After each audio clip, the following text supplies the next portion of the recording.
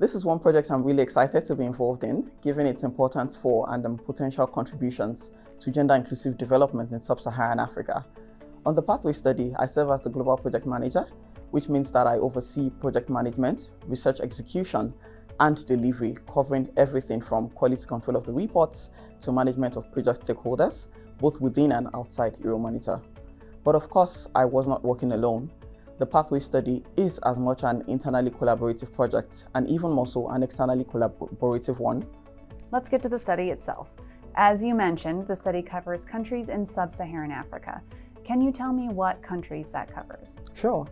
Let's place the Pathway study on the map. We cover 13 countries in total across the 3 regions of Sub-Saharan Africa. In East Africa, we cover 5 countries: Ethiopia, Kenya, Rwanda, Tanzania, and Uganda. In West Africa, we also cover 5 countries: Cameroon, Cote d'Ivoire, Ghana, Nigeria, and Senegal. And in Southern Africa, we cover 3 countries: Angola, Botswana, and South Africa. What were we able to do with the study?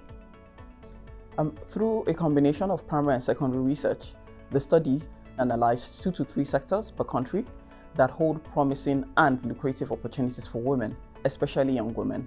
The study also examines the barriers, drivers, cultural norms, policies, legal provisions, skill sets, and other factors that can support women's success in the workforce and as entrepreneurs, including the potential role for cooperatives and the importance of digital technology as an enabler across key areas, including education, access to finance, as well as trade.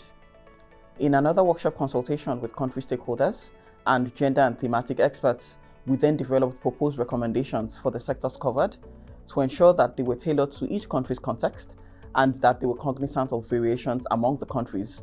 Beyond this, we also mapped the sector-level stakeholders, including cooperatives, NGOs, government bodies, trade and industry associations, private companies, so that we could provide information on stakeholder operations and identify stakeholders that can implement or advocate for the solutions which we proposed.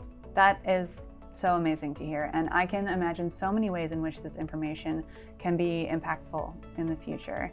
And so I guess that brings me to my final question for you. What now?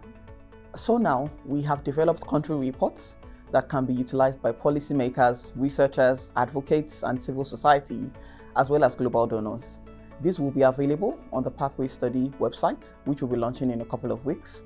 And we will also be having a free access virtual dissemination workshop where we will be convening to share top-level findings and what next in the call to action for gender inclusive development in Sub-Saharan Africa.